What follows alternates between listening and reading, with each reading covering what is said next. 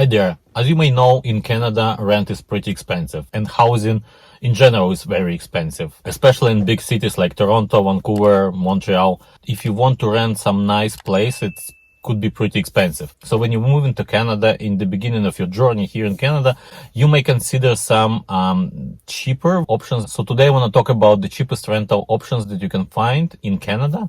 And I will start with room. So room could be very good option for students, especially if you will find some comrade student, somebody who willing to live with you.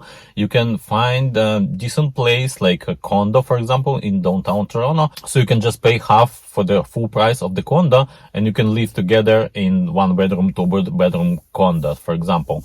And another version that is more common in terms of rooms, people, they have rooms in their houses, townhouses or houses. They may have rooms to rent it out.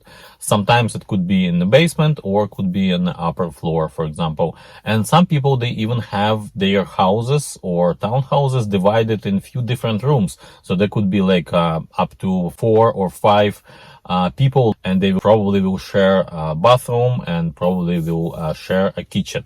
But most likely, again, with a few kitchens and few bathrooms, if it's a house or townhouse. So room is one of the cheapest options that you can get, but it's suitable just for a young single person. If you come in with your family or if you come in as a couple, that's not gonna work for you. So another option, the cheapest idea, the cheapest version that you can find is gonna be apartment. Apartments, it's high-rise, usually high-rise buildings, but in some areas like Montreal, for example, there's a lot of small buildings, like 2, 3, 4 stories buildings. Same in Toronto, but they're more common in Montreal.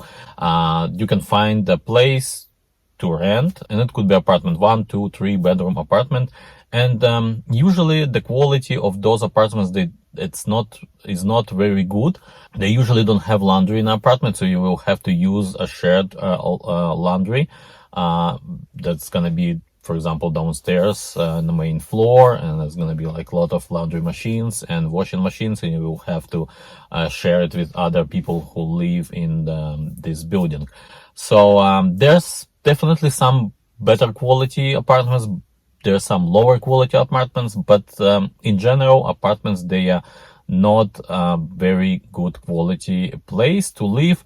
I mean, don't get me wrong, it's not horrible, but sometimes you may find even like cockroaches there in the building, and usually they don't have a very nice quality appliances or finishing or anything like that. But on the bright side, usually you don't have to pay extras for hydro or water. In most cases, it's all included. Those apartment buildings, they usually don't have a lot of amenities. So, like versus condo, for example, condo is a more expensive place to rent.